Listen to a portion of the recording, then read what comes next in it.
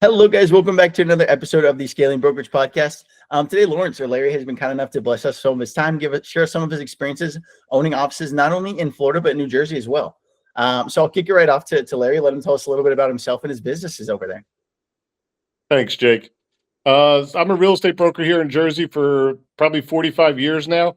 I have 7 offices, a little over 150 agents, and we're doing our thing Hey, awesome. independently. We're used to formerly be part of Better Homes years ago. For many Okay. years, we were part of the Better Homes franchise, but the last 10 years, we've been independent and still growing. That's awesome. That's awesome. That's awesome. We'll take us back, Larry. Tell us a little bit about how did you get started in real estate? What was kind of the first step into real estate for you? Wow, that's a good story for you. I actually started as a messenger out of high school delivering closing documents for a mortgage company.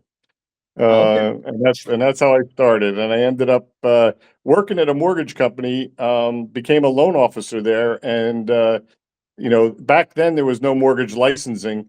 So the owner of the mortgage company encouraged me to get my real estate license, which I did. And I ultimately got my broker's license. And back then they grandfathered you, so I never even sold a house, and I had my broker's license. And when I opened my real estate company, I never sold a house. My background was the mortgage business, Oh, and the concept, really, the reason I got into real estate was to generate mortgage leads. And that's kind of, we've basically used that model to help build our company. that's awesome. Hey, that's awesome. That's awesome. And I know a lot of times, they kind of, coincide, or usually one kind of takes off more than the other. That's where we usually, kind of put our hats. But having the mortgage and the real estate companies, really working together, could be huge. But that's Yeah. awesome. That was how you kind of got started in, from, grassroots, one of our probably first jobs, I'd imagine. That's pretty cool. That's awesome. Yeah. Yeah. Well, and tell us a little bit about, the transition from, obviously being an agent for, or making that first step into the industry, and then becoming an agent. And then what was that transition like, or when did you first become a broker or brokerage owner, either one? Well, I became I was probably 25 years old, and became a broker and opened my own company. And honestly, I'd never sold a house, so I initially started recruiting people. I at the time was focused on the mortgage business, so I began recruiting agents, and that ended up, building the real estate company, to be honest with you. And to this day, the mortgage industry is so important to the success of real estate companies. The ability to do financing, especially in difficult in markets over the years. The companies that survived were the ones who understood, alternative financing, Yeah, things that could create opportunities for you. And that's what really kept us going. And to this day, we're still very, my agents are very uh, experienced or familiar with mortgage products, because so many things are changing today. Obviously, you have big subsidies in the mortgage industry just because the rates are so high. And if you're not yeah. competing, all the national home builders are doing it, but a lot of brokers aren't doing it.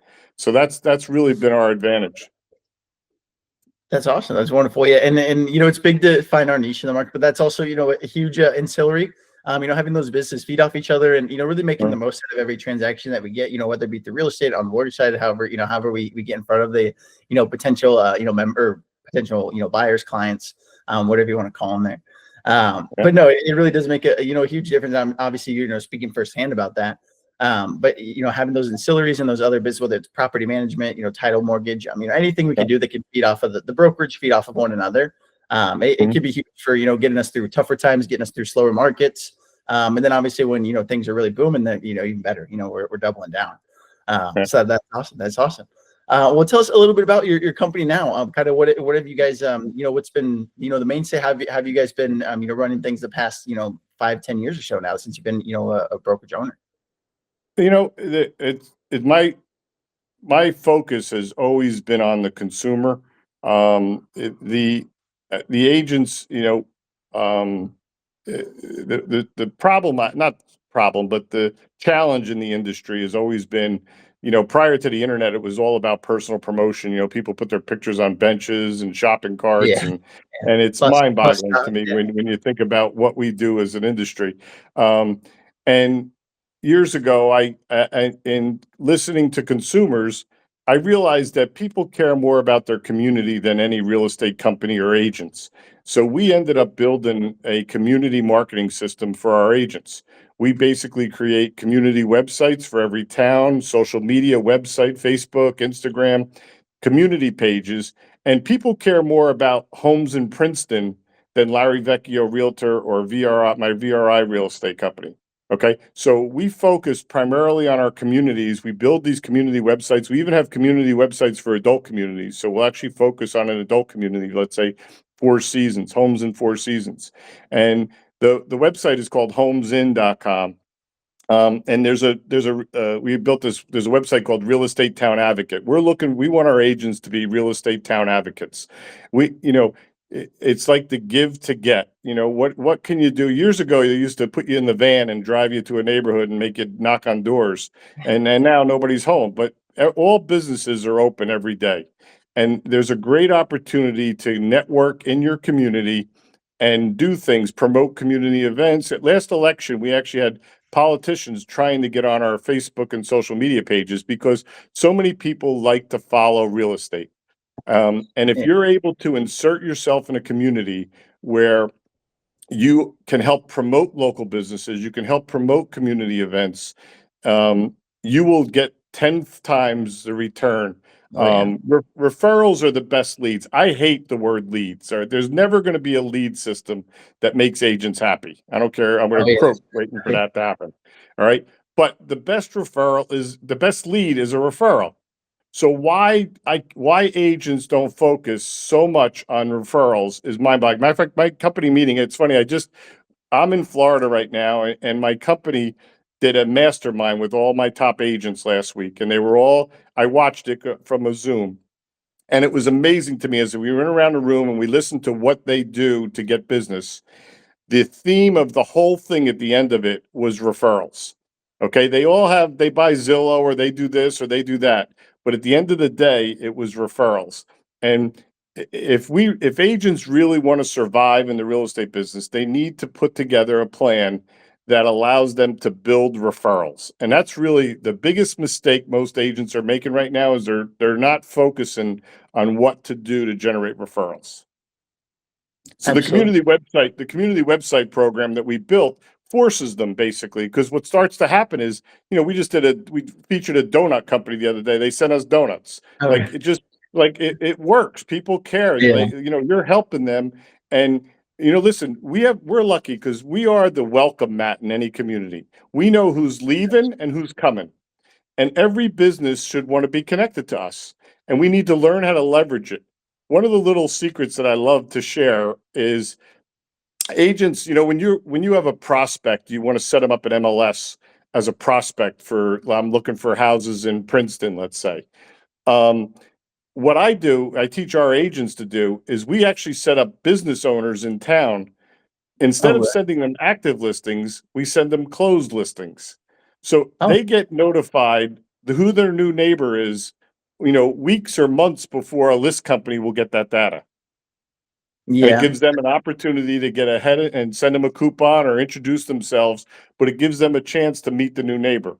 So those are the kind of things, if you can get agents to focus on, becoming the real estate talk of the town, if you will, Yeah. that's the success of the key. Matter of fact, if you look at any top agent, they're typically known for one town or even a section of a town, not Yeah. multiple. Top agent's not in multiple towns. The top agent's in one town or a section of a town. Absolutely, absolutely. Yeah, and it's definitely huge at giving the agents the upper hand there.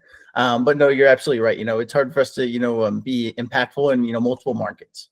So yeah, usually our best through referrals, through kind of owning a demographic, owning a certain niche in a market is a really big way to spread the word and get your name out there. Most definitely. But that's awesome that you guys do all that to help your agents make sure that they're on the right track, make sure they're getting the right assistance, right help. I know you mentioned the meetings. It's all it all really goes along with the theme. There's a lot of things that brokerage owners that are scaling, growing, successful in their practice have a lot of the same common practices and commonalities there. Mhm. Yeah, And definitely you want to some. do it, you want to create a community site. Nobody wants to be on Larry Vecchio's. Yeah. I see agents try to promote it on their personal page, which is fine, but that's not going to create the value. People don't care. They don't care. Honestly, if they Google some real estate, they're never picking a real estate company or an agent. It's mind-boggling to me. I've done it several times in home buyer seminars where I'll pull up a search right online and I'll ask people, what would you click on? Nobody ever is clicking on a real estate company. Yeah. Yeah, and then you're absolutely right. I mean, it's more, if we can have that impact in the community, that's how we're more so going to get in front of those potential clients, potential members, more so than putting our name out there and blasting our face on a big billboard.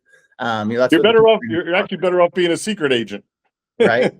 Yeah. So yeah, and it's true. When we build those bridges and have those set up for referral, we never know who's going to come across and how many consistent buyers and family members, things like that we're going to get through that. But no, and we'll switch gears a little bit, Larry. Have you ever ran into anything throughout, I mean, over 40 years in the industry, I'm sure absolutely through 2008, 2009, more recently COVID, but have you ever ran into anything while being a brokerage owner that was a really big challenge for you, or maybe felt like this could maybe be the end of being in real estate, or did you ever feel like that at any point? Yeah, listen, a lot of times you feel, I'll be honest with you, the compensation is the biggest disaster, in my opinion. When these companies started changing the comp plan, they ruined it for many agents. I can remember, I think back now, I had agents on a 50-50 split making more money than they're making now on 100%. So it's mind-boggling to me how people think that the percentage of commission that they get is more important than how much business they're doing. Yeah. So that's been the biggest disappointment, if you will, in the industry. Our industry would be better off today if we had that format in the past than we would today. I can prove it over and over again. I actually have assistants now. Listen, we have buyers agents and sellers agents, on either a small salary or nominal referral fee, and we're doing more business that way than we would, an agent on 100% trying to, Yeah. take it all. So they Yeah. lost, listen, we spent a lot of money in marketing and promoting that the agent doesn't do. For some, they just want the higher split, but they're not taking part of that money and investing it into the marketing and promotion. And that's, to me, the biggest, I would say the biggest challenge over the years. It's kind of disappointing to me. I sit there and watch. I can actually show you in my company agents, 15 years ago on a 50-50 or 60-40 split making more money than they are today. I believe it. And with the right, set up the right at bats, Yeah, for the yeah, agents, it can definitely be a huge game changer. yeah. And just real quick side note, Larry, I'll have them edit this little piece out here, so I'll kind of stop for a second so make it a little easier for him. But I'm just going to ask you the next question. I forgot to plug in my laptop before we started here, so I'm going to ask you the next question, and then I'll turn my camera and mic off so that the screen will only show you. It won't switch to me as long as it doesn't hear anything from me on the recording. But I'll just be plugging in my laptop really fast, and then I'll be back within 30 seconds. I won't No leave it problem. too long. You're good. So You're good. I'll give a little break, and then I'll go to the next question, make it easy for them to edit there. Awesome. And so to switch gears a little bit, tell you a little bit about what do you guys do on the recruiting side? Do you guys do anything to get the word out there about yourselves? Get in front of agents that you guys want to join the brokerages there. So yeah, we do. The primary focus for us has been new agents. We have our own school, so we end up focusing on new agent a lot because we like to bring them in and train them our way. And the best referral, I mean, the best leads for agents from other companies come from my own agents. So our agents are incentivized to obviously bring people from other companies, and we end up it's a lot easier when somebody likes one of my agents and that agent expresses what it's been like to work for us than it is for me to pitch myself all the time. So I find that the best recruiting system for us has been referrals from our agents. We obviously do the email blast other companies, and we had telemarketers calling people and things like that. And listen, it's the best, again, we're back to referrals, right? The best lead Yeah. is a referral. Absolutely. Wanted to touch on before, like you mentioned, having those events, getting our agents in front of maybe potential other agents, being able to share those experiences, our stories firsthand. it makes a big difference as far as the, recruiting process goes, as far as getting them to, want to think about, making that switch. Them having obviously friends and family, but then hearing those stories firsthand and it not just being, recorded video or, like a setup interview or something, similar to this, where they're just getting that information and that knowledge. And they're kind of able to take it in and do what they want with it on their own. Makes a big difference. Them being able to join and really make that decision comfortably, and not feel so, maybe too stressed out, and make sure they come in and they're ready to produce and, ready to be a good agent and fit the team. So that's all. And it speaks volumes. If we're able to, gain agents, gain transactions through referrals, we're doing the right thing. Right. So that's awesome. That's awesome. You guys do that. I apologize. The next one there. Do you guys do anything on? And I think you kind of touched a little bit, but on lead gen, like, do you guys do anything to help the agents kind of get rolling? Like maybe someone producing, trying to get them to that next step, or maybe someone that is maybe not had the best track record, getting them on the tracks. Yes. So our lead gen is focused on those, primarily the community websites. So we believe that I have friends that have spent thousands of dollars on Zillow and they've got no personal brand or development from it. So what we've done is we took it and we focused on the community website. So we would promote the community website either through Google pay-per-click or Facebook ads. So I would rather get a lead through a community site that features an agent that gets them. I really think those community websites could be worth some money someday. Think about retirement for agents. They have nothing when they retire. They basically close their door. These community websites, as they're developing, they're getting followers, they're getting traction. Those sites are going to be worth something. If someday I don't want to do this anymore, somebody's going to want it.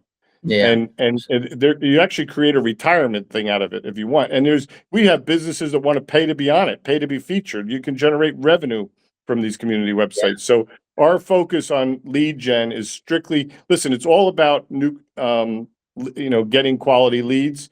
And the best quality lead in real estate is a call on a house, right? So we're able, prior to the internet, if you didn't have a listing, the reason why you read about all these, programs on be the top lister, because prior to the internet, if you didn't have listings, nobody was calling you.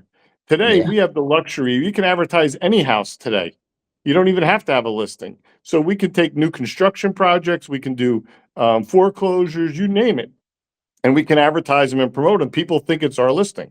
So that's the value in using, and that's our focus for lead gen. And listen, there's agents that still try to buy Zillow leads and things like that. But at the end of the day, honestly, the combination of building your referral base and using community marketing system is the way we focus on it.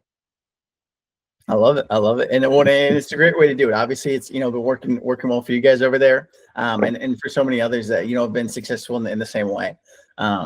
So no, that's really awesome to hear from you, Larry. Do you guys have any plans? I know we like to talk about kind of the future, vision and growth for yourself, for the businesses, over there in New Jersey and Florida. Do you have anything you'd like to look back, by the time it sounds a little bit like, futuristic, but 2030, we get to 2030, you'd like to look back and see you guys have accomplished in the last 5 years? I'll tell you what, I'm getting older now, so it's I want to enjoy Florida a little more. I'm out here on the water here right now, but I have something that works. So what we've done recently is we actually started developing what we call a net branch, where somebody can open up an office of ours, use all our systems, and basically own their own office. And we've actually just opened up in Austin, Texas. It's just brand new. We have somebody right now we're talking to in Pennsylvania. So with this net branch model, I think we'll start to see. We have 4 of them in New Jersey right now. So there are 2 people who had their own company, and they basically called us and said, "Listen, we'd like to be part of what you're doing." And they couldn't do the way I set this up. I understood what it's like to be a broker owner, and I set it up. I don't want to be have people come and go. I want this to be worth it, and it together. There's a lot of cost efficiencies, obviously, with accounting, insurances, things like that, I can make it, you couldn't open your office and have what I'm giving you on your own. So we're going to use the net branch model basically to help grow the company. And even some of our existing agents are looking at possibly doing a net branch. That's really cool. And I mean, that gives even more, motivation for agents that are joining to, take the next steps in their career, continue to be better each year, each month, not just kind of fall into the, I'm just producing, I'm just an agent. There can be a, next step for them, and you make it obviously, making it even easier for them to do so. That's really cool. Well, that's awesome. That's awesome. That's in, I asked you about your plans for the next 5 years, and you spoke more about kind of, other agents, other people in your community, that you're trying to boost up. So that's really, and I mean, that speaks volumes about you, I'm sure, to people that, maybe already know you as well. And I'm obviously just meeting you for the first time, but that speaks volumes and, character and everything you guys are about over there. So that's awesome, Larry. Thank you, Jake. Yeah, of course. We'll tell the people a little bit about where can they find you, like social media, anything like that, where they can get in touch if they're in New Jersey and Florida, maybe looking to make the move in or out. How can they get in touch with you guys over there? Yeah, sure. If VRI Homes is our main site, VRI, V as in Victor, RI, homes.com. That was Vecchio Realty Incorporated when we first started. Oh, And nice. VRI Homes, and then homesin.com is our community marketing system. So those are two. Obviously, you can, all my contact information's online, and be happy to talk to you. That's awesome. So, and one thing I did skip over there, that I'd like to bring back, is advice for newer brokerage owners. I know, over 40 years in the market. I know, I'm sure you have a lot of stories, a lot of advice you give the guys. But someone getting started in today's market, what would be your best advice you could give them? Yeah, I have a lot of experience in that, and what I would like to share is that you have to decide as a broker owner. You tend to see a good producer, start open up their own company, and you have to decide if you want to be a good producer or you want to be a broker owner. Yeah, It's a conflict sometimes, to be honest with you, and it's not for everybody. Sometimes the top producer is better off not having his own company. So the I guess the challenge I see for a broker, in order to survive, you obviously have to recruit. All right. Recruiting is the lifeblood of any brokerage. And the challenge with that, if you're a top producer, is your focus tends to be on producing versus recruiting. And that's a real challenge for new brokers. yeah. Absolutely, absolutely, and it can fall by the wayside when we're wearing so many hats. Trying to keep the lights on, pay the Yeah, bills, yeah, yeah, set up our all our systems, everything behind it. It can definitely fall by the wayside. yeah. So understand one, and I guess I could ask you too. I know you mentioned some guys getting started in kind of some different locations there, like in Texas. How do you have anything kind of going? Do you have any advice for them? As far as getting started with recruiting, how they can kind of balance everything and wear all the hats there. Listen, it's like that's like I said to you before, like we do. I like the school idea because that helps you bring in new people all the Oh time. yeah, I like referrals from our existing agents, but like Austin, Texas, for example, is a brand new office. We just have a broker there, so there's a combination of we'll do some help wanted ads on Indeed. We'll do some career nights or online career seminars. yeah, Um, you want to get I like to get people. Typically, if I can get agents in front of me and I can tell them what I'm going to do, most agents don't have a plan, and that's the reason they fail. So if I show yeah, them my plan for them, then I'm able to recruit them. Even in Texas, I did one the other day for them, and I think there's only 4 people on it, but I'll bet you 3 of those 4 people join us. So because it makes sense. At the end of the day, people are most agents come into an office, they don't know what they should be doing. They're looking around at other people who are successful. You can't tell unless you have yeah. a system. And it's little step by step things. It's not rocket science, believe me. It's simple, and I do believe anybody can do it. It's just you have to have a plan. Absolutely, absolutely. No, and you know what, and I the phrase or the saying is escaping me, but something about having a plan or plan now or plan to fail, Yeah, something like that, plan now or fail to plan. So I can't remember off the top of my head. All of a sudden, I'm drawing a blank. But most people out there probably know what I'm referring to. And the old adage is true. If we aren't ready, if we aren't prepared for almost anything in real estate, we can definitely, be a little bit more cautious where we go and, maybe a little bit more hesitant to make those dials and get in front of agents, and, ultimately impact ourselves over the months and years to come. yeah. So no, having that plan and that roadmap for yourself, for being a broker, being an agent, anyone in real estate, it's huge.